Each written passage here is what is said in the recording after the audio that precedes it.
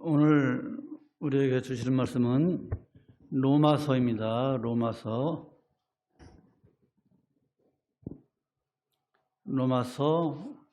5장 주부에 있는 것처럼 5장 17절로 6장 4절까지 보겠습니다. 로마서 5장 17절로 6장 4절까지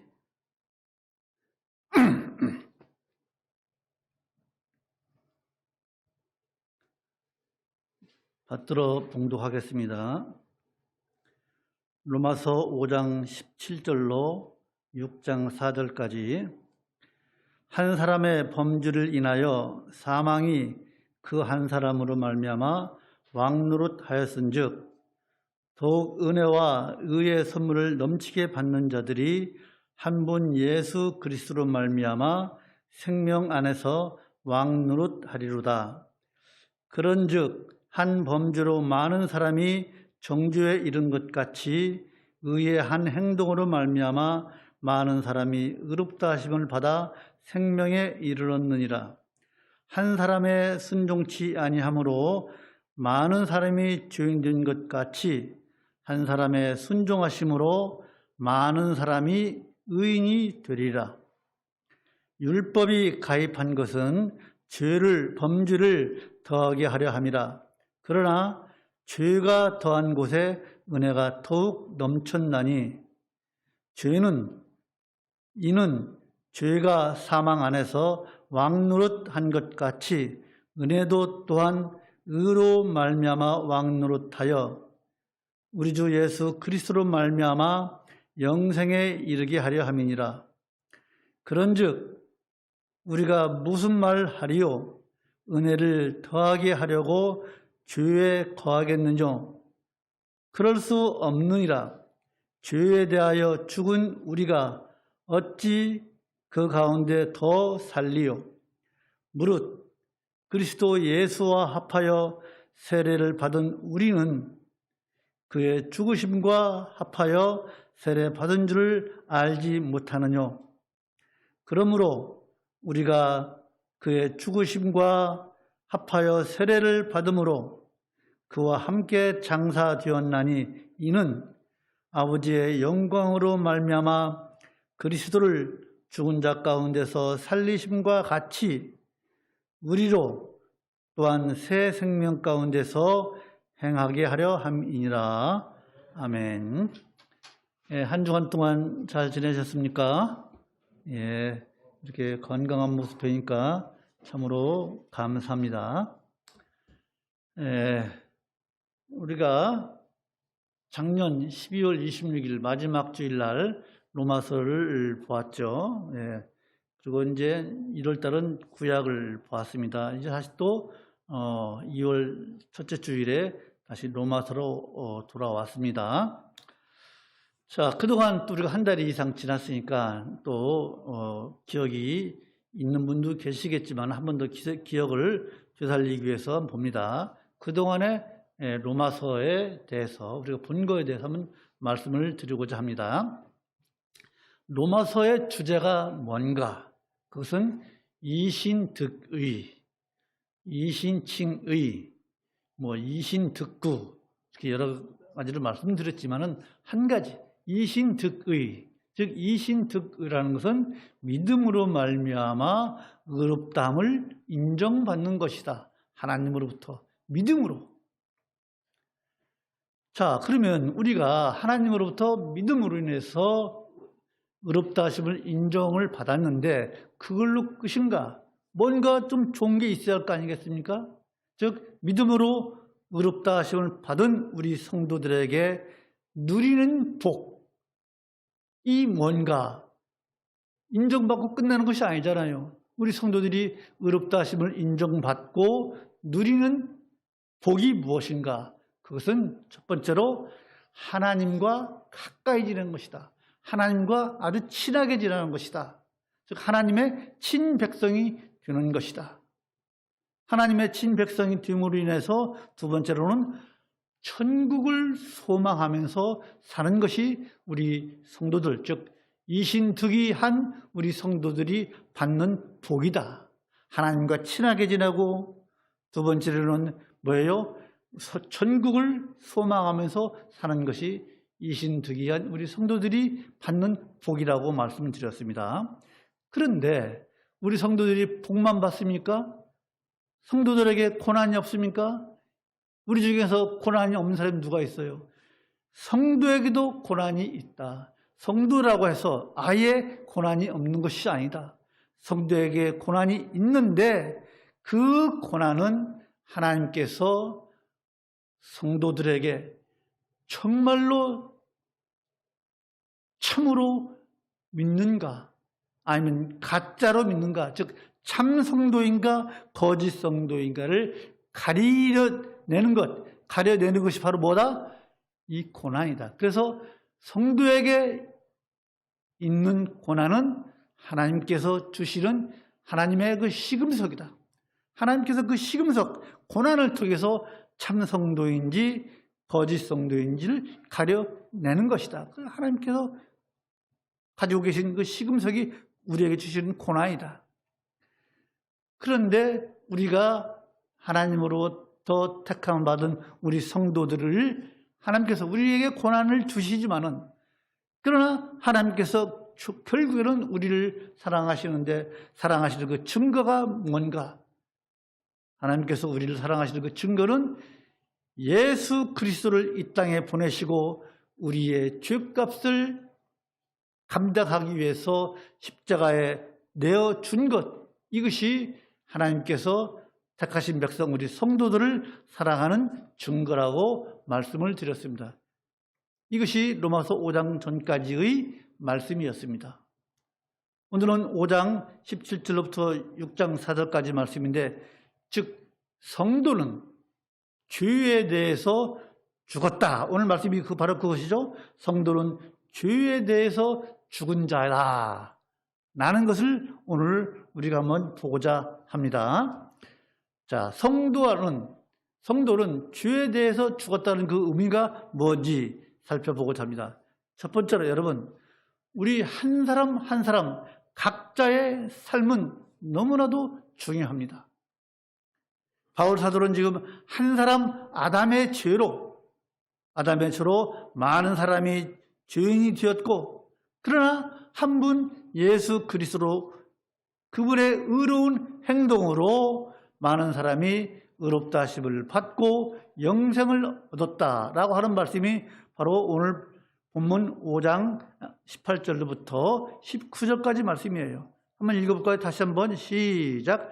그런즉 한 범죄로 많은 사람이 정죄에 이른 것 같이 의의 한 행동으로 말미암아 많은 사람이 의롭다 하심을 받아 생명에 이르렀느니라. 한 사람의 순종치 아니함으로 많은 사람이 죄인 된 것 같이 한 사람의 순종하심으로 많은 사람이 의인이 되리라. 지금 말씀드린 것 그대로예요.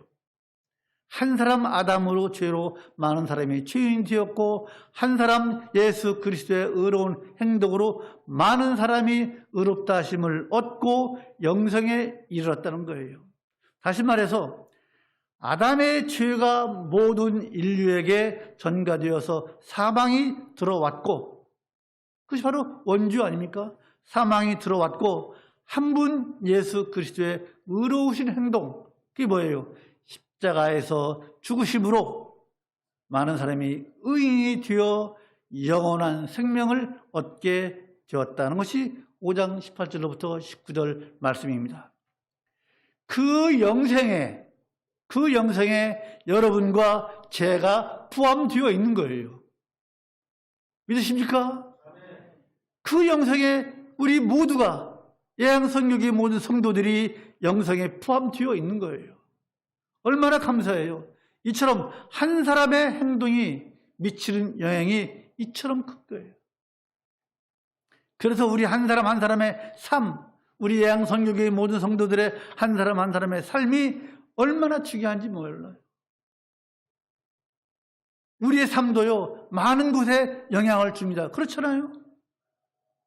그래서 한 사람 한 사람, 우리 한 사람 한 사람의 의식과 행동, 그 생각이 그 사람이 속해 있는 사회, 집단의 위상을 결정짓잖아요.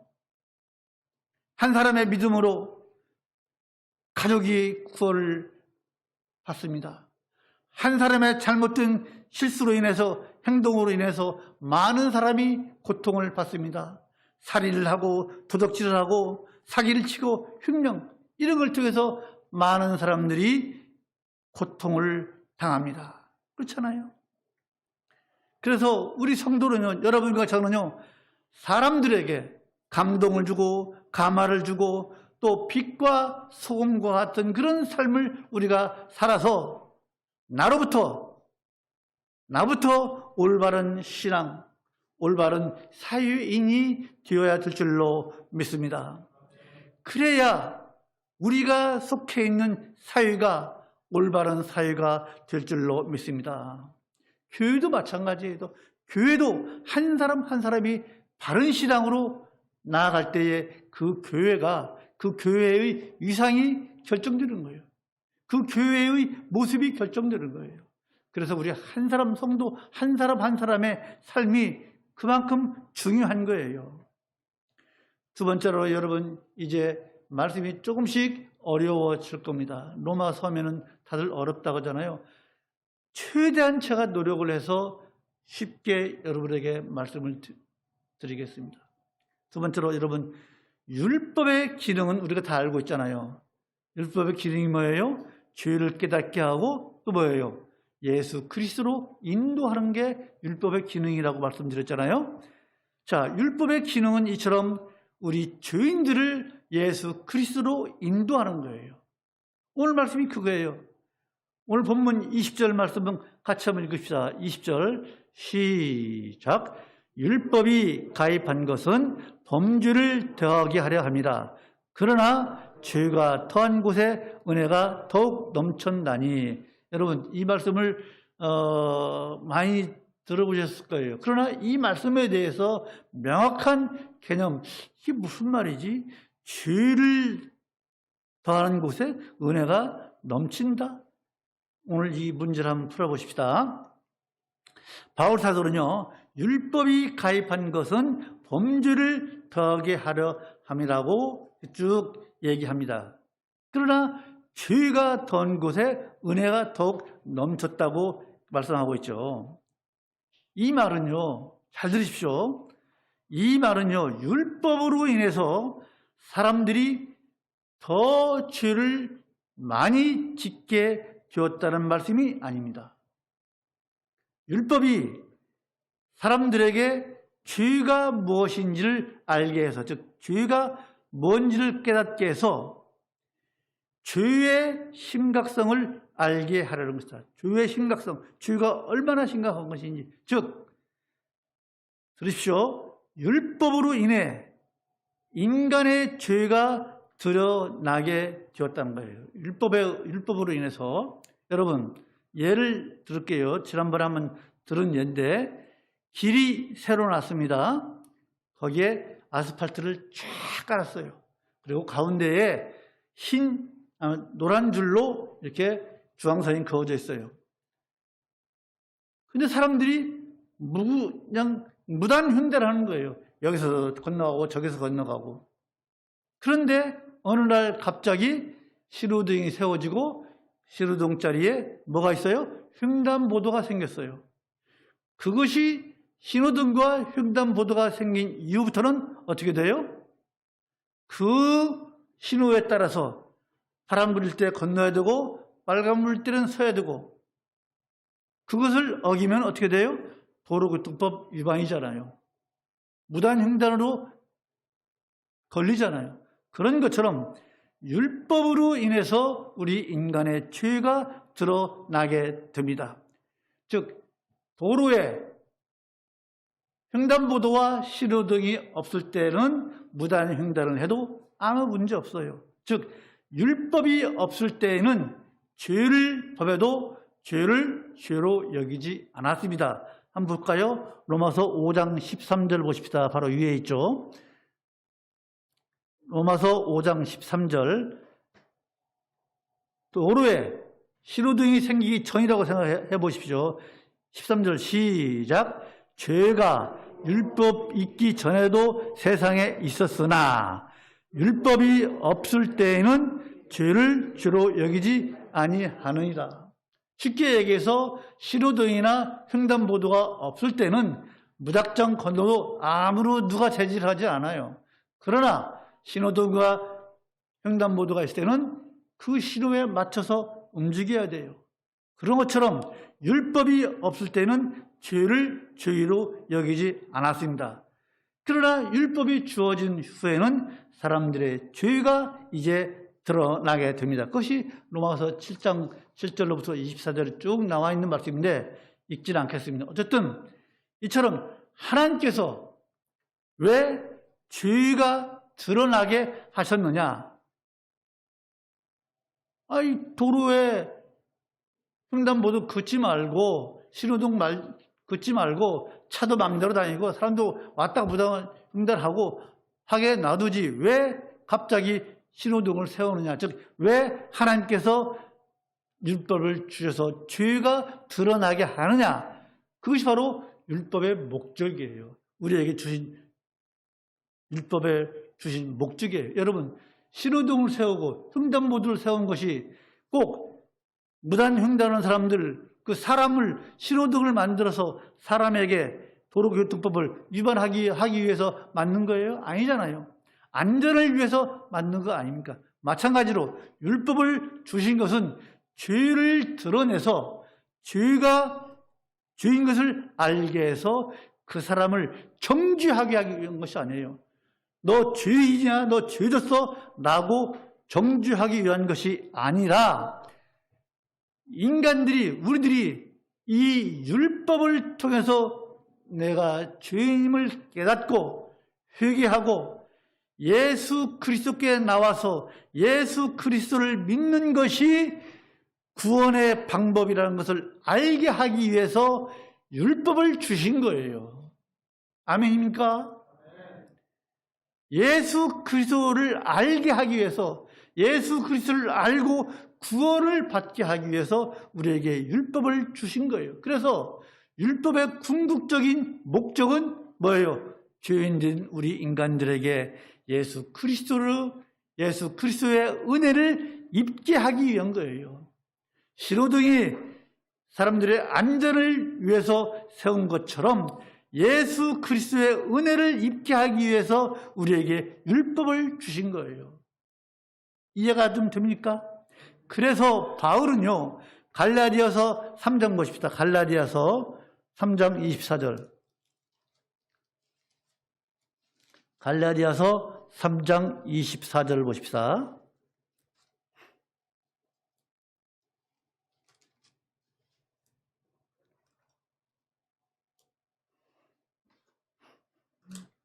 찾았습니까? 찾았죠? 갈라디아서 3장 24절 시작. 이같이 율법이 우리를 그리스도에게로 인도하는 몽학 선생이 되어 우리로 하여금 믿음으로 말미암아 의롭다함을 얻게 하려 함이니라. 그렇죠? 우리를 예수 그리스도로 인도하는 몽학 선생. 지금 우리 개역 한글에는 몽학 선생으로 되어 있지만은 이 뒤에 나온 개역 개정 성경에는 몽학 선생이라는 말이 없고 초등교사라고 되어 있어요. 초등교사. 이 몽학 선생이라는 것은 뭐냐면은 옛날 헬라 시대에 그리스에서 5살 내지 6살 된 그 어린아이가 이제 학교를 갑니다. 학교를 갈 때 누가 데려갑니까? 그 집안에 노예된 후견이라고 할까? 그 노예예요, 노예. 그 사람이 아이의 손을 잡고 이제 성인이 될 때까지 학교로 데려다 줘요. 학교로 인도하는 사람이 바로 이 몽학 선생이라고 그래요. 이제 개역 개정에는 초등교사라고 되어 있는데 어쨌든 이처럼 우리를 예수께로 인도하는 몽학 선생이다. 무엇이? 율법이. 예수에게로 인도하는 초등교사다. 율법이. 그것이 바로 율법의 기능이고 목적이에요. 자, 그러면은 바울이 왜 이처럼 율법의 기능을 강조하느냐? 율법의 기능을 왜 강조하느냐? 지금 로마서에서 우리가 계속 율법이 뭐다, 율법이 뭐다, 아담이 나오고 예수 그리스도가 둘째 아담이고, 이렇게 왜 율법의 기능에 대해서 강조하느냐? 그것은요, 자, 로마서가 사도 바울이 누구에게 썼다 그랬죠? 사도 바울은 지금 이스라엘에 있습니다. 감옥에 있어요. 로마에 있는 유대인 중에서 개종을 해서 예수를 믿는 사람들에게 보낸 서신서예요. 그래서 유대교를 믿다가 예수를 믿지만은 아직도 율법을 지켜야만이 구원을 얻는다는 생각이 가득 들어있는 거예요. 그런 사람들에게 율법이 너희들이 예수를 믿는다고 하지만은 아직도 거기에서 벗어나지 못하고서 계속 율법을 지켜야 한다. 율법 하니까 아니다. 율법을 지킴으로 해서 구원을 받는 것이 아니다. 율법은 단지 예수에게로 인도하는 그런 기름밖에 없다. 그것을 로마에 있는 기독교인 중에서 유대인들, 율법을 지켜야 율법을 강조하는 그런 성도들에게 옛 생각을 바꿔라 이거예요. 예수를 믿으면서 율법을 지켜야 온전히 구원받는다고 하는 그런 사람들. 그래서 그들은 아직도 예수를 믿지만은 나를 따지고 절기를 중요하게 여겼다고. 로마서 14장 보십시다. 넘겨보십시다. 로마서 14장 5절 6절. 로마서 14장 5절 6절. 예수를 믿는다고 하면서 아직도 유대교의 그 옛 풍습을 못 버리는 거예요. 날과 절기를. 잘했습니까? 시작. 혹 이 날을 저날보다 낮게 여기고 혹은 모든 날을 같게 여기나니 각각 자기 마음에 확정할지니라. 나를 중히 여기는 자도 주를 위하여 중히 여기고 먹는 자도 주를 위하여 먹으니 이는 하나님께 감사함이요 먹지 않는 자도 주를 위하여 먹지 아니하며 하나님께 감사하느니라. 이처럼 아직도 예수를 믿는다고 하면서 아직도 율법 하는 사람들에게, 나를 중요하고 절기를 지켜야 한다고 하는 사람들에게 아니다. 율법을 지켜서 구원받는 것이 아니다. 그래서 바울은 지금 율법의 기능이 뭐라 그걸 알아라. 나를 지키고 절기를 지킨다고 해서 그것이 구원의 조건이 아니라 오직 믿음으로 구원을 얻는 것이다. 이 힌두기 원리가 믿음으로 의롭다고 인정받는 것이 구원의 진리다라고 강조하기 위해서 이렇게 율법의 기능, 율법을 주신 목적을 장황하게 설명하고 있는 거예요. 행위를 강조하는 율법은 절대로 구원의 조건이 아닌 줄 다 아시죠? 다 아시잖아요. 행위를 강조하는 것은 율법의 그 구원의 조건이 아닙니다. 그래서 율법을 지키고 무엇을 해야 된다. 내가 교회 와서 봉사를 해야 되지. 내가 11줄 안 하면 지옥 가지. 내가 헌금을 적게 하면 그런 것이 아니다 이거예요. 율법을 지키는 것, 무엇을 내가 해야 구원을 얻는다는 것은, 내가 무엇을 해야 구원을 얻는다는 것은 마귀의 속삭임이에요. 내가 뭘 해야 되지? 내가 뭘 해야 되지? 그거 아니에요. 오직 구원받는 것은 예수 그리스도를 믿는 것 이외에는 다른 것이 없어요. 행위를 통해서 우리가 구원을 받는다고 강조한다면, 행위를 강조한다면 그것은 바로 사탄의 기망인 줄로 믿으시기 바랍니다. 행위는 절대 아닙니다. 그래서 행위를 강조하는 그런 사탄의 그런 권세와 이 세상에는 두 가지 권세가 있어요. 하나는요, 아담을 넘어뜨렸잖아요.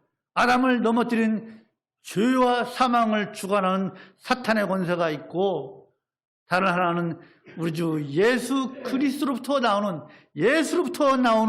은혜와 생명의 권세가 있습니다. 이 두 가지 권세가 있습니다. 중요한 것은 사탄의 죽음의 사망의 권세냐 아니면 은혜와 생명의 권세냐, 우리가 어느 편에 속해 있느냐. 여러분은 어느 권세에 속해 있습니까? 우리는 모두 다 예수 그리스도의 생명의 권세에 속해 있는 줄로 믿습니다. 그래서 예수님께서는요, 요한복음 5장 24절에서 이렇게 말씀하고 있습니다. 내 말을 듣고 또 나 보내신 이를 믿는 자, 그 자는 누구예요? 영생을 얻었고 심판에 이르지 아니하나니 사망에서 생명으로 옮겼느니라. 요한복음 5장 24절. 여러분, 지난주까지인가요? 우리가 몇 주에 걸쳐서 말씀을 전하는 도중에 심판에 대해서 여러 번 말씀을 드렸습니다. 이 말씀을 통해서, 요한복음 5장 24절 말씀을 통해서 내 말을 듣고 예수님의 말씀을 듣고 또 나 보내신 예수를 보내신 이를 믿는 자는, 우리 다 믿죠? 믿는 자는 영생을 얻었고, 우리 다 영생을 얻었어요. 또 심판에 이르지 아니하나니, 우리는 절대로 심판에 이르지 않습니다. 사망에서 생명으로 옮겼습니다. 믿습니까? 그래서 몇 주 동안 여러분 참으로 왜 저렇게 심판에 대해서만 말씀하시지 생각했을지도 몰라요. 여러분, 교회는요, 심판에 대해서 자주자주 전해야 돼요. 왜? 우리 성도들은 심판과는 아무 관계가 없기 때문에. 심판을 얘기하면 어휴, 내가 심판받을까 봐, 나는 죄인이니까. 아니에요. 교회에서 왜 심판 얘기를 안 하느냐? 그건 잘못된 거예요. 우리 성도들은 절대로 심판을 받지 않기 때문에 심판에 대해서 자주자주 전하고, 우리들은 심판받을 대상이 아니기 때문에 그런 사람으로서 제대로 말씀대로 살아야 된다라고 교회에서는 심판의 말씀에 대해서 전해야 돼요. 우리가 심판을 받는지 안 받는지를 성경에서 확인해 볼까요? 보십시다. 먼저 계시록 20장을 보십시다. 요한계시록 20장을 보십시다. 요한계시록 20장 11절로 15절까지.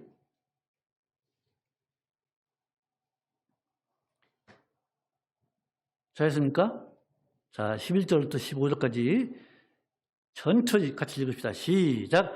또 내가 크고 흰 보좌와 그 위에 앉으신 자를 보니 땅과 하늘이 그 앞에서 피하여 간 데 없더라.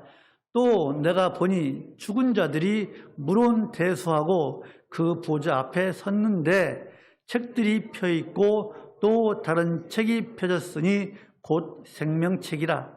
죽은 자들이 자기 행위를 따라 책들에 기록된 대로 심판을 받으니 바다가 그 가운데서 죽은 자들을 내어주고 또 사망과 음부도 그 가운데서 죽은 자들을 내어주매 각 사람이 자기의 행위대로 심판을 받고 사망과 음부도 불못에 던지우니 이것이 둘째 사망 곧 불못이라.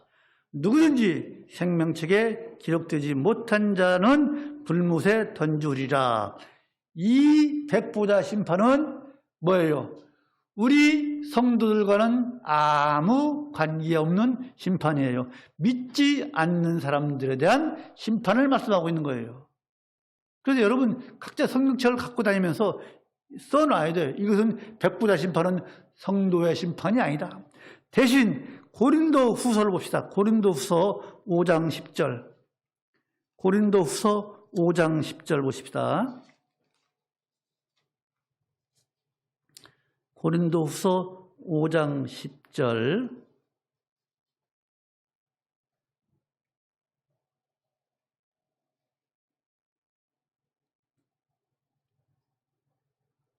잘했습니까? 고린도 후서 5장 10절 시작. 이는 우리가 다 반드시 그리스도의 심판대 앞에 드러나 각각 선악간에 그 몸으로 행한 것을 따라 받으려 합니다. 이것은 우리 성도들이 받는 심판이에요. 그리스도 앞에서 받는 심판이에요. 그 심판은요, 정죄의 심판이 아닙니다. 이 심판은요, 상급에 관한 심판이에요. 우리 성도들은 지난번에 말씀드렸잖아요. 죄의 시 절대로 천국에 들어갈 수가 없잖아요. 그 전에 다 우리는 깨끗함 받아요. 과거, 현재, 미래의 모든 죄를 우리는 다 깨끗함 받은 성도들이에요. 그래서 우리들은 정죄의 심판은 없어요. 상급에 관한 심판만 있습니다. 보십시다. 로마서 8장 1절 뒤로 넘기십시오. 우리가 과연 정죄의 심판을 받는지 안 받는지 한번 보십시다. 로마서 8장 1절 보십시다. 로마서로 넘어오십시오. 로마서 8장 1절. 잘했습니까? 자, 시작. 그러므로 이제 그리스도 예수 안에 있는 자에게는 결코 정죄함이 없나니. 정죄함이 있어요, 없어요? 우리 예수 그리스도 안에 있는 모든 참된 성도들은요, 결코 정죄함이 없어요. 그래서 그렇기 때문에 우리 성도들은 절대로 심판을 받지 않습니다. 그래서 심판에 관해서 교회에서 얘기를 해야 돼요. 그런데 많은 교회들이 심판에 대해서 거의 얘기를 안 한대요. 성도들이 듣기 싫어한다고 그러는지. 아니에요. 우리 성도들은요, 심판을 벗어났어요. 이미 정죄의 심판은 안 받는 성도들인 줄 믿으시기 바랍니다. 그렇기 때문에 우리가 하나님의 자녀로서 자녀답게 살아야 되는 거예요. 그래서 예수 그리스도의 속죄의 은혜를 여러분 다 믿으시죠? 예수님의 속죄의 은혜를 안 믿으십니까? 다 믿죠? 예수 그리스도의 그 속죄의 은혜를 믿는 사람만이 하나님의 축복 속에서 영원한 생명을 누리며 예수 그리스도 오신 이후에 우리가 왕노릇하며 살 줄로 믿습니다. 세 번째로 여러분, 하나님의 은혜를요 가볍게 여기지 마십시오. 하나님의 은혜를 가볍게 여긴다면요, 하나님의 은혜를 바라지 마십시오. 자, 6장 1절에서, 오늘 본문 6장 1절에서 같이 읽읍시다. 6장 1절과 2절 시작. 그런즉 우리가 무슨 말 하리요? 은혜를 더하게 하려고 죄에 거하겠느뇨? 그럴 수 없느니라. 죄에 대하여 죽은 우리가 어찌 그 가운데 더 살리요? 이 말씀은요, 참 우리가 이해하기 어려워요. 죄가 더한 곳에 의뢰가 넘쳤다 그랬어요. 그죠? 5장 2절에서 율법이 가입한 것은 범죄를 더하게 하려니라. 그러나 죄가 더한 곳에 은혜가 더욱 넘쳤다니. 여러분, 세상에 죄가 있는 곳에, 죄가 더한 곳에 은혜가 넘쳤다는 거예요. 이게 말이 됩니까? 그렇잖아요? 우리에게 오해의 소지가 다분히 있는 말이에요. 죄를 지으면 지을수록 은혜를 더 받는다? 그래서 죄를 많이 지은 사람이 은혜도 더 많이 받는 것처럼 오해할 수 있는 말이에요. 맞습니까? 죄를 더 지으면 은혜를 많이 받습니까? 실제로는 더 그래요. 자, 이 핸드폰을 하나 훔친 사람이 용서받는 것하고 살인을 저지른 사람이 용서받는 것하고 어느 사람이 더 은혜가 더 많아요? 살인한 사람이 용서받았으면 훨씬 더 은혜가 크잖아요. 그렇게 들려요. 그렇잖아요. 또 그렇기도 해요. 그래서 사도 바울은요,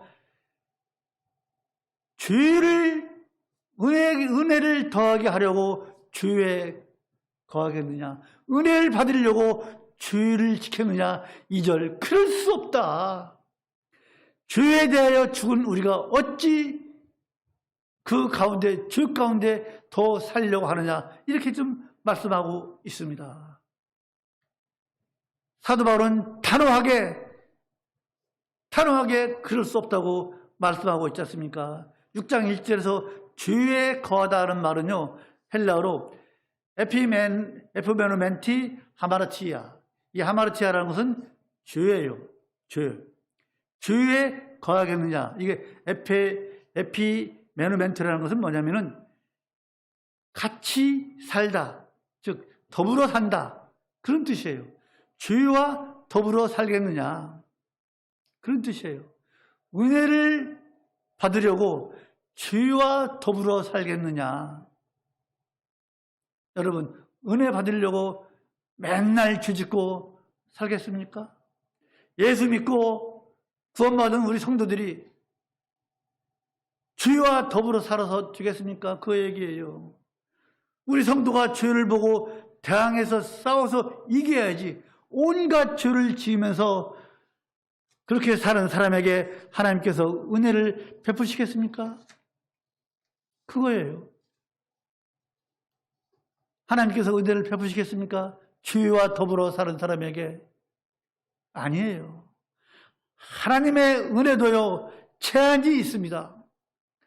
하나님은 은혜로우신 분이시면서 조건 없이 우리에게 주시지만은 그렇다고 언제나 무제한적으로 은혜를 베푸시는 것은 아닙니다. 농부가요, 이제 곧 봄이 되어서 이제 파종하고 또 복숭아 나무나 이런 과일 나무들이 막 잎을 피우면 또 그걸 또 따주잖아요. 농부가 왜 이처럼 농작물을 가꿉니까? 그것은 바로 열매를 맺으려고 하는 겁니까? 열매를 얻기 위한 거 아닙니까? 하나님께서도 우리 성도들을 통해서 열매를 바라시는 거예요. 예수님께서도 요한복음 15장 16절에서 내가 너희를 택하여 세웠나니, 우리 다 예수의 이름으로 세운 성도들 아닙니까? 내가 너희를 택하여 세웠나니 이는 왜 그러냐? 너희로 가서 과실을 맺게 하고 또 너희 과실이 항상 있게 하려 함이라고 말씀하고 계십니다. 과실을 필요로 해요. 열매를 맺게 하기 위해서. 여러분, 하나님께서 왜 우리 성도들에게 이처럼 많은 은혜를 베푸셨는가요? 그거 한번 생각해 보셨습니까? 여러분들은 하나님의 은혜를 하나도 받으신 적이 없습니까? 하나님의 은혜를 모르십니까? 나는 하나님의 은혜를 받은 적이 없어 생각되십니까? 하나님 왜 나에게 이런 은혜를 베푸시지 생각해 보신 적 있으십니까? 우리 하나님께서 우리에게 이 은혜를 베푸시는 것은요, 성령의 열매, 9가지 열매 있잖아요. 사랑, 희락, 화평, 충성, 온유, 절제, 인내, 자비, 양선, 이런 열매를 우리에게 바라시고 또 전도의 열매를 바라시고 경건의 열매를 바라시고 우리에게 은혜를 베푸시는 줄로 믿습니다. 그렇잖아요. 그런 열매를 우리에게 바라시면서 우리에게 은혜를 베푸시는 거예요. 은혜 받은 거 없는 것 같아요. 우리가 살아서 숨쉬고 물 자시고 하는 것 다 하나님의 은혜 아닙니까? 하나님께서 주신 거 아닙니까? 우리에게 은혜를 베푸시는 건 바로 이런 성령의 열매, 전도의 열매, 경건의 열매를 바라시고 우리에게 은혜를 베푸세요. 그런데 그런 열매를 하나도 맺지 않고 주약의 열매만 맺었다면 우리 하나님께서 어떻게 생각하시겠습니까? 하나님은요, 우리에게 좋은 포도 열매를 바라시고 접붙이셨습니다. 예수님께. 그리고 구원의 은혜 각종 은총을 우리에게 베푸셨습니다. 그런데 그 좋은 열매를 맺기 원했는데 들포도 열매, 아무 씨알데기 없는 먹지 못한 그런 열매를 맺었다면 하나님께서 진노하시지 않겠습니까? 들포도를 맺은 결과가 어떻습니까? 이스라엘 백성을 봅시다. 이사야서 봅시다. 이사야서 5장 1절로 7절을 보십시다. 들포도를 맺은 결과. 이사야서 5장 1절로 7절 말씀.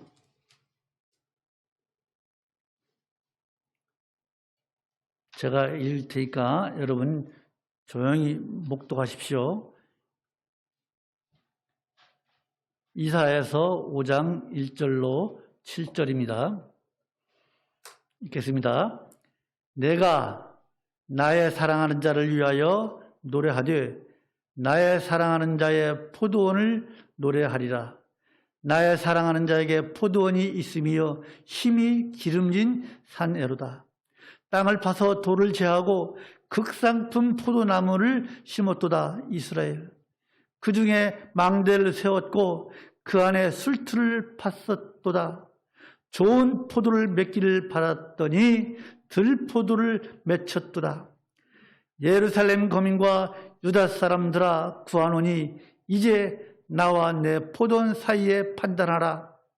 내가 내 포도원을 위하여 행한 것 위에 무엇을 덜 것이 있으랴. 얼마나 하나님께서 더했느냐 이거예요. 내가 좋은 포도 맺기를 기다렸거늘 들포도를 맺히면 어쩌민고. 이제 내가 내 포도원에 어떻게 행할 것을 너희에게 이르리라.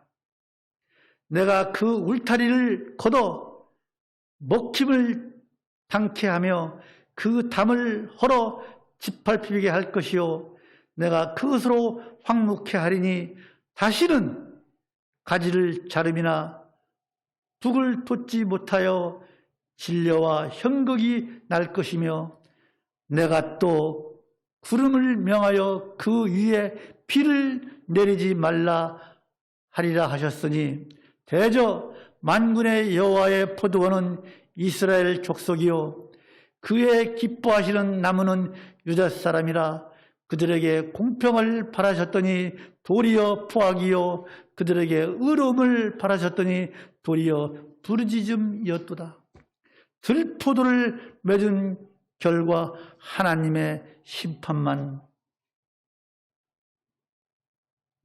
있는 거예요.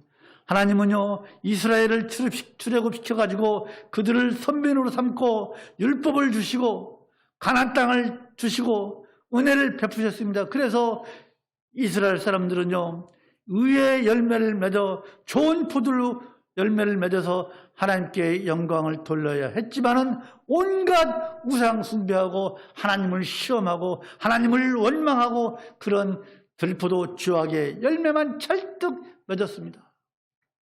우리라고 그러지 말할 뭐 없잖아요. 그래서 하나님은 그들에게서 모든 은혜를 거두셨잖아요.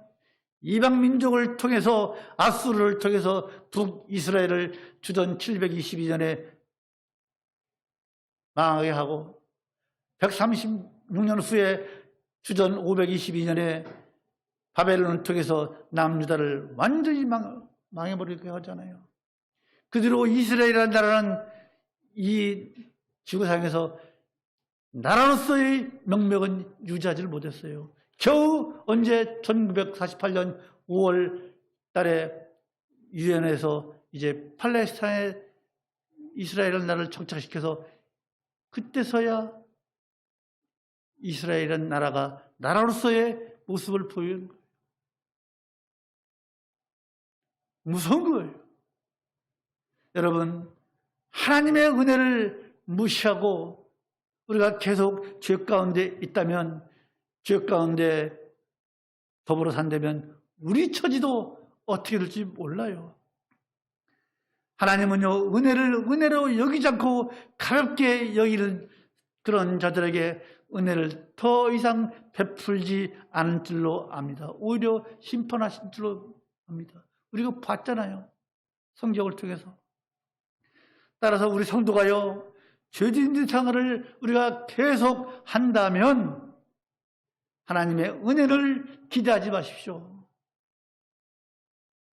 죄짓는 생활을 계속 하면서 무슨 하나님의 은혜를 고대합니까? 여러분, 하나님께서 우리에게 베푸신 그 은혜를 감사하고 죄와 싸우며 어떻게든 그리스도의 거룩을 닮아가는 그런 삶을 살아가고 가시는 여러분 되시기 바랍니다.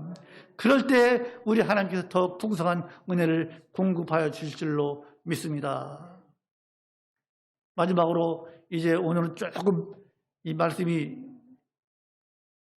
설명하기가 어렵기 때문에 설명을 더 해야 하기 때문에 조금 시간이 갑니다. 네 번째로 우리 성도는요, 오늘 말씀 제목처럼 성도는 죄에 대해서 죽은 사람들입니다. 성도들은요, 죄를 지을 수가 없는 이유가 바로 그럴 수 없다, 그럴 수 없느니라 죄에 대하여 죽은 우리가 어찌 그 가운데 죄 가운데 더 살리오. 우리 성도가 죄를 지을 수 없는 이유가 바로 6장 2절에서 말씀하고 있습니다.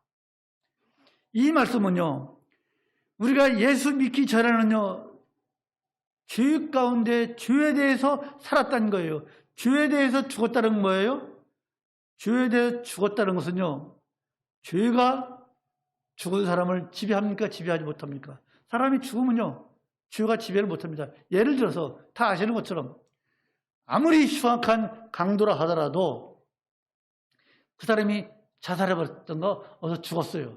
그러면 검찰에서 그 사람을 막 죄를 조사해가지고 공소장 쓰잖아요. 재판에 넘기려고. 죽는 순간 뭐예요? 공소권 없음. 죄는요, 살아있는 사람에 대해서만 살아있어요. 죽은 사람에 대해서는 아무런 영향을 못 미쳐요. 그래서 우리 성도는 죄에 대해서 죽은 자예요. 죄가 우리 성도들을 지배하지 못해요.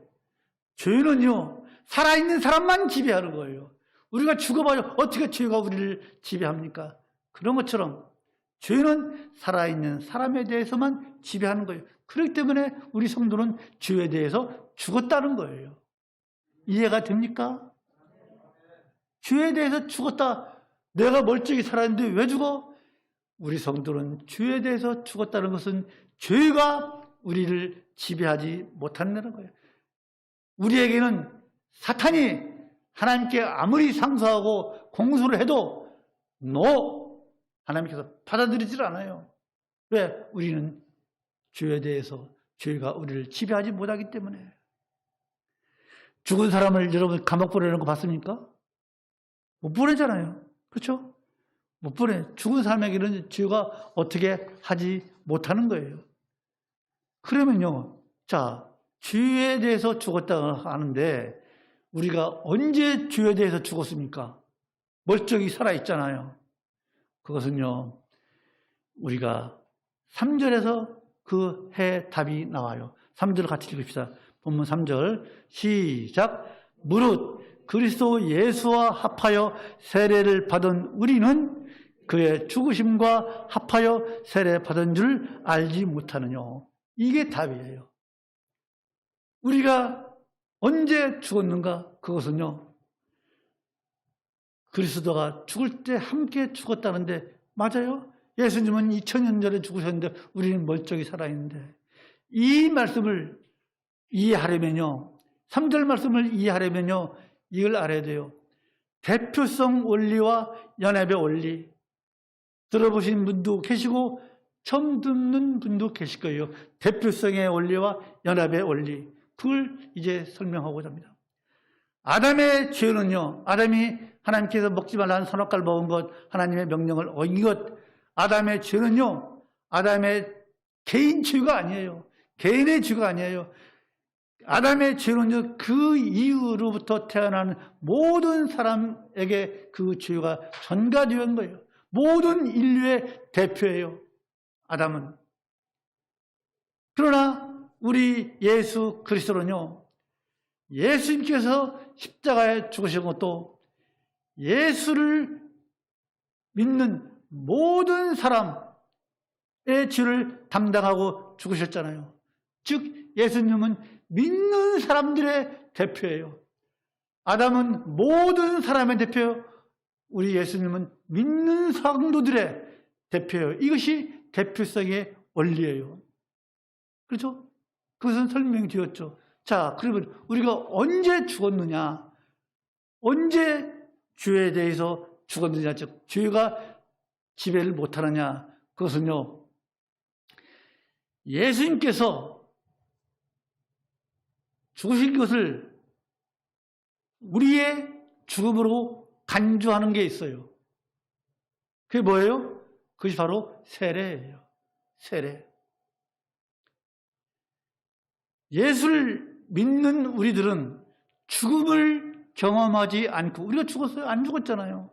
죽음을 경험하지 않았지만은 그리스도와 함께 죽은 자로 간주되는 거예요. 무엇에 대해서? 죄에 대해서. 그것이 바로 대표성의 원리예요. 아니, 연합의 원리예요. 예수님과 연합. 예수님이 죄에 대해서 죽으신 것 같이 우리 또한 죄에 대해서 죽은 거예요. 지배 못해요, 우리가. 죄가 우리를. 이것이 바로 그리스도의 연합이에요.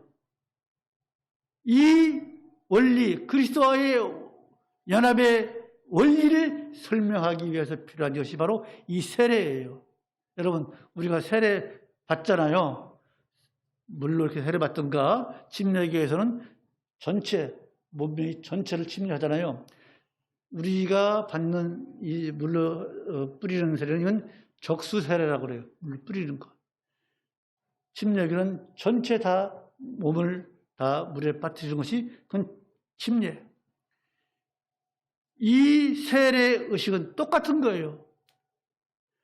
이 세례 의식은요, 이것을 우리가 단순히 기독교의 예식으로만 생각해서는 안 돼요. 이 세례는요, 세례의 의미가 뭐예요? 첫 번째로는 죄의 씻음, 우리를 세례를 통해서 우리의 모든 죄를 다 깨끗이 씻음 받았다. 그리고 뭐예요? 세례를 통해서 우리가 예수 그리스도와 합했다. 예수 그리스도로부터 접붙임을 받았다. 예수 그리스도와 연합되었다는 것이 세례의 의미예요. 그리고 우리가 주님의 것이 되었다는 것이 이 세례의 의미예요. 즉, 그리스도와의 연합을 설명하기 위해서 이 세례가 있는 거예요. 그리스도와의 연합이 바로 이 세례예요. 그런데 여러분, 잘 들으십시오. 우리 다 아직 여기 계신 분 중에서 한 분만 빼놓고 다 세례 받았잖아요. 자, 물세를 받았다고 해서 여러분 죄 다 씻었습니까? 목사님이 이렇게 해서 적수했다고 여러분 죄 다 씻었습니까? 또 적수했다고 해서 여러분이 예수님과 연합되었습니까? 아니에요. 천만에요. 성령 세례를 받아야지만이 예수 그리스도와 진정으로 연합되는 거예요. 이 성령 세례가 뭐냐? 이 성령 세례는요, 내가 진정으로 예수 그리스도를 내 구주로 믿고 고백할 때 주님만이 살아계신 나의 영원한 구세주이십니다 라고 진정으로 고백할 때 그것이 바로 성령 세례예요. 믿습니까? 그런데 이 성령 세례를 어떤 교파에서는 한동안 이단이 되겠다 지금은 또 교세가 커져가지고 성령 세례를 뭐라고 그래요? 방언을 받아야만이 성령 세례를 받았다고 그래요. 또 어디서는 당신은 언제 성령 세례를 받았 날짜를 또 기억하라고 그래요. 아니에요. 진정으로 우리가 예수님을 내 구세주로 믿고 고백하는 순간 우리는 다 성령 세례를 받은 줄로 믿습니다.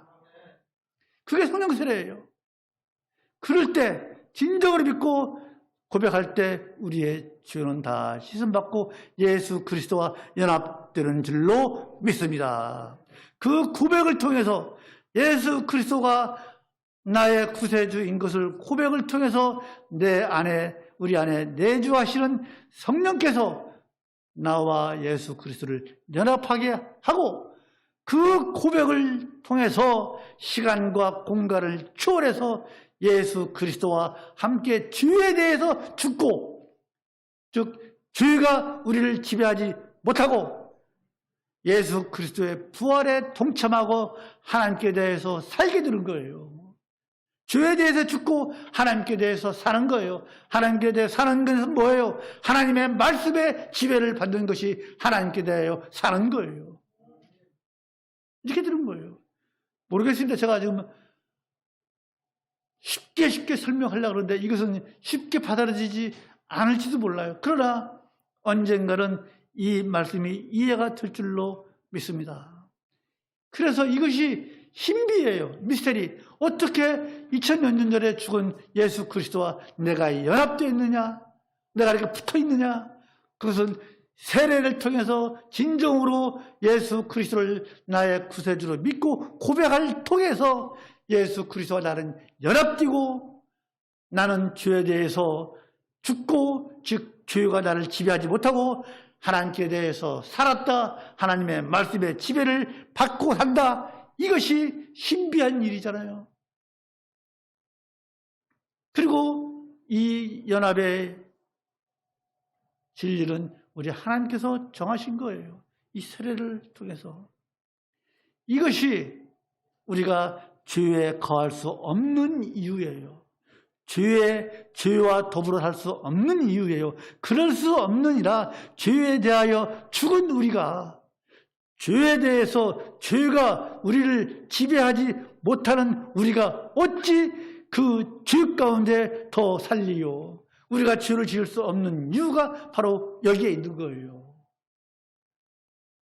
조금이라도 이해가 되시길 간절히 소망을 합니다.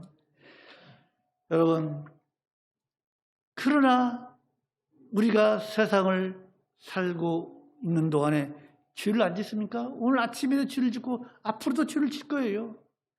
죄를 범하잖아요. 왜? 우리는 육체를 가지고 있기 때문에 육신의 정욕을 가지고 있는 자의 한계예요. 어떻게 세례받다고 그 뒤로 죄를 안 짓고 사는 사람 누가 있습니까? 육체이기 때문에 어쩔 수 없이 그것이 우리의 한계예요. 그러나 중요한 것은 여러분, 마지막으로 우리의 믿음이 연약해서 죄를 짓고 실수를 함으로 인해서 그 실수를 애통해하고 우리가 회개를 할지언정 늘 회개하잖아요. 믿음이 연약해서 죄를 짓고 실수를 애통해하고 회개할지언정 우리가 습관적으로 계속해서 죄 가운데 머물러 있을 수는 없는 것입니다. 여러분, 우리가 죄 가운데 계속 머물러 있으시겠습니까? 아니잖아요. 그래서 우리가 은혜를 더하려고 죄를 짓는다거나 은혜가 죄를 불러온다 이런 생각은 아예 하지 마십시오. 여러분, 성령으로 우리 모두는 그리스도와 연합된 자들입니다. 그렇죠? 성령으로 그리스도와 연합된 우리는 사탄의 성품, 마귀의 성품이 아닌 그리스도, 예수 그리스도의 성품을 따르십시오.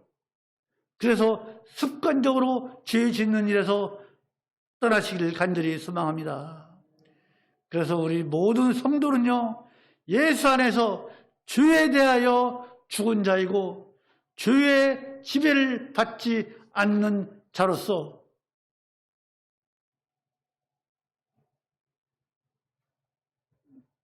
참된 그리스도인으로서 하나님께 늘 감사하시면서 살아가시는 여러분 되시기를 간절히 소망을 합니다.